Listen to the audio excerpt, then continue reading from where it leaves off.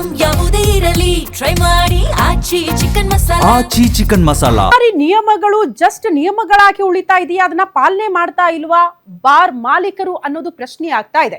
ದಿನ ಬೆಳಗಾದ್ರೆ ಕಣ್ಣು ಬಿಡ್ತಿದ್ದಂತೆ ಬಾರ್ಗಳು ಓಪನ್ ಆಗ್ತಾ ಇದೆ, ಬಾರ್ಗಳು ಇಷ್ಟು ಬೇಗ ಓಪನ್ ಆಗಿ ಸಮಸ್ಯೆಗಳಾಗ್ತಾ ಇದೆ ಅಂತ ಜನ ಆಕ್ರೋಶ ವ್ಯಕ್ತಪಡಿಸಿದ್ರಲ್ಲ. ಇರುವ ನಿಯಮ ಯಾಕೆ ಫಾಲೋ ಆಗ್ತಾ ಇಲ್ಲ ಅಂತ ದಿನೇ ದಿನೇ ಹೆಚ್ಚಾಗ್ತಾ ಇದೆ. ಬೆಳ್ಳಂಬೆಳಗ್ಗೆ ಬಾರ್ ಓಪನ್ ಕೇಸ್ಗಳು.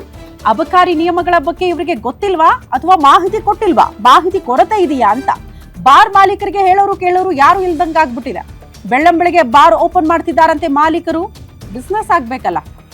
ಬೆಳಗ್ಗೆ 7 ಗಂಟೆಗೆ ಬಾರ್ ಮತ್ತು ರೆಸ್ಟೋರೆಂಟ್ ತೆಗೆದಿದ್ದಾರಂತೆ. ಹೆಂಗೆ ಅಬಕಾರಿ ನಿಯಮ ಏನ್ ಹೇಳುತ್ತೆ ಅಂತ ಇಲಾಖೆಯ ನಿಯಮವನ್ನ ಮಾಲೀಕರು ಉಲ್ಲಂಘನೆ ಮಾಡಿದ್ದಾರೆ. ಪೊಲೀಸ್ ಠಾಣೆ ಕೂಗಳತೆಯ ದೂರದಲ್ಲಿ ಬೆಳ್ಳಂಬೆಳಗ್ಗೆ ಮದ್ಯ ಮಾರಾಟ ಆಗ್ತಾ ಇದೆ.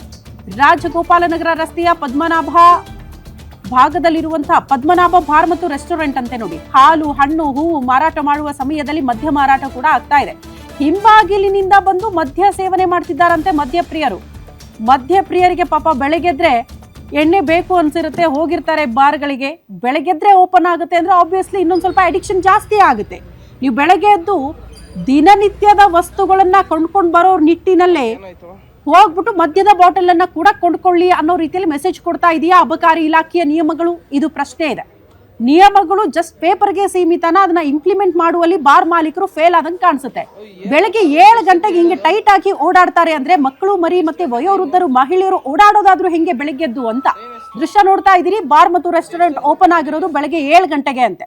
ಮದ್ಯಪ್ರಿಯರು ಆಲ್ರೆಡಿ ಮದ್ಯ ಸೇವನೆ ಮಾಡಿ ತೂರಾಡ್ತಾ ಓಡಾಡ್ತಾ ಇರುವಂತ ದೃಶ್ಯಗಳು ಕೂಡ ನೋಡೋದಕ್ಕೆ ಸಿಗುತ್ತೆ. ಪಾಪ ಮಕ್ಕಳು ಬೆಳಗ್ಗೆದ್ದು ಸ್ಕೂಲಿಗೆ ಹೋಗ್ತಿರ್ತಾರೆ, ಮಹಿಳೆಯರು ದಿನನಿತ್ಯದ ವಸ್ತುಗಳನ್ನ ತರ್ತಿರ್ತಾರೆ, ವಯೋವೃದ್ಧರು ವಾಕಿಂಗ್ ಮಾಡ್ತಿರ್ತಾರೆ. ಬೆಳ್ಳಂಬೆಳಗ್ಗೆ ಈ ರೀತಿ ಸಮಸ್ಯೆ ಆಗ್ಬಿಟ್ರೆ ಹೆಂಗೆ ಅಂತ